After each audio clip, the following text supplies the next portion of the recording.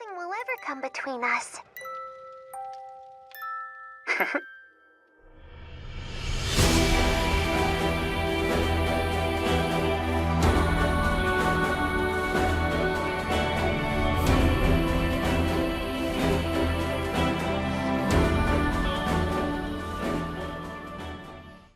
Fire Emblem Echoes, Shadows of Valentia, a remake of Fire Emblem Gaiden, which has been described to me as a very archaic game that no one should play.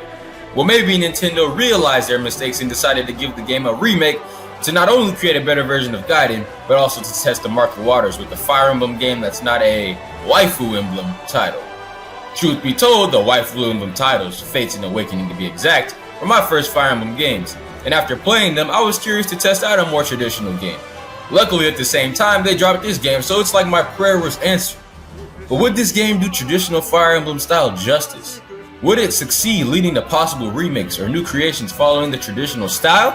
Or would this game play poorly and essentially doom the series to a millennium of waifu emblem titles? Let's find out. Arguably the most important part of the game.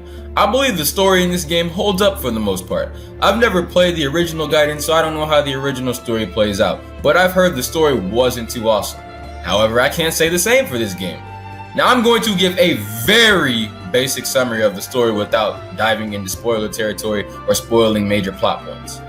The story basically follows two characters, Alm and Celica, on the quest to save the land of Zofia and subsequently the continent of Valentia. Alm is trying to stop Emperor Rudolph, and Celica is searching for the goddess Milla, who has disappeared. Both are trying to accomplish this before the Regalian army invades and conquers all of Zofia and eventually takes control over all of Valentia. The story for the most part I thought was well written, although I will say it is predictable at times, and there are times where it's just like you know what's gonna happen next and you know a major plot point before they even reveal it because of all the hints that they throw at you. But I never really felt the story was bland or boring by any means. The drive of the main characters is legit, and the presence of most support characters and villains help move the plot along nicely. Not a perfect story by any means, but still interesting the first time you play through the game. This really can be two different categories, but they're so similar that I decided to lump them into one. Majority of the characters are likable in their own way. Even though Alm and Celica have that basic, wholly heroic personality, the support characters have nice variety to keep things interesting. And I think the supports and memory prisms in this game really help flesh out and add a lot to the characters. Also, the voice acting for every line of dialogue played a very huge part in bringing color and life to the characters. I honestly could make a whole video about the personality of each playable and non-playable character, but instead I'll just list a few of my favorites. Gray, Katria, Berku, Fernand, Claire, Sonia, Saber, and Faye. Wait, did I say Faye? Hell no! I meant May. That's better. As far as the characters being units in this game, I felt the game was pretty balanced. Sure, some units are always going to be just better than others, but in Fates, I felt the best units were always going to be the best units, and the bottom units would always be the worst units. But in this game, I felt like most units started off on a level playing field, and you could decide which characters would be your best by driving and leveling up your favorites. Each path has a decent variety of classes of units and helps keep battling from getting bland, but you know, the overall having to grind some characters up can get kind of boring. But I mean, other than that, as far as progressing the story and using them on different maps that actually affect the story, I felt they were pretty enjoyable. Again, I could make a whole video on all units, but I'll just shout out the ones I liked.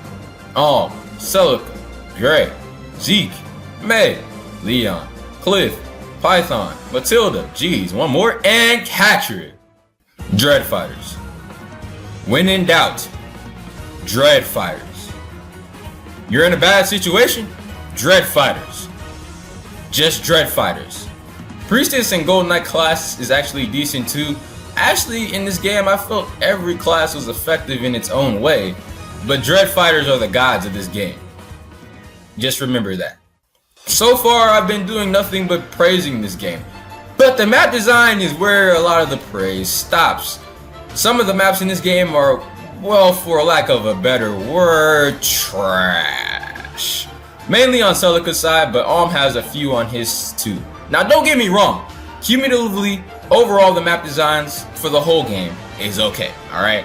There are definitely some good maps in there as well, but there's definitely a few maps here and there that I wish were gone.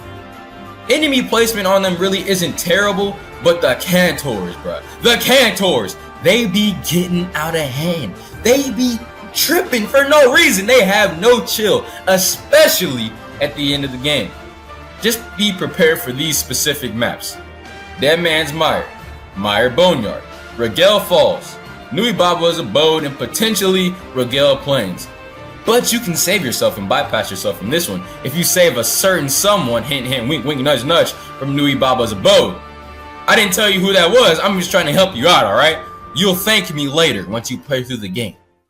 Honestly, overall this was a very enjoyable game to play from my perspective. The story was good, music was A1, and all the characters had life to them. Again, I credit this to the amazing voice acted lines for each character. I think that the voice actors did a very good job for that, so shouts out to y'all. Now, I don't know what it's like playing this game as someone who's played majority of the Fire Emblem titles because, again, I've only played Awakening of Fates up to this point. But as far as I'm concerned, if you have a 3DS, then you should pick up this game. I promise you more than likely will not regret it. In fact, this game inspired me to go back and play the older Fire Emblem games as I'm playing through Fire Emblem Blazing Sword right now. This game also has me extremely hyped for the 2018 Switch title, which I'm hoping for a E3 trailer on. I'll be covering that if that happens. But overall, I'd rate Fire Emblem Echo Shadows of Valentia a 4 out of 5. Definitely cop the game for yourself and give it a go. Again, it's only $40. I'm sure you'll enjoy every cent of that game. But if you enjoyed this review, go ahead and hit that like button for me in the comment section below. Now let me know what you thought of this review and let me know what you thought of the game yourself. Have you played it? Will you pick it up after this review? Let me know all of that stuff, alright? Let me know what you liked and disliked, all that stuff, okay? All that stuff. Don't forget to hit the like button on this video. Subscribe for more reviews of other games, more playthrough news. Look, you can check out the channel for yourself. I do a lot of different things, alright? Don't forget to click that subscribe button. Other than that, I'm out, alright? Hope you enjoy. Deuces. Peace.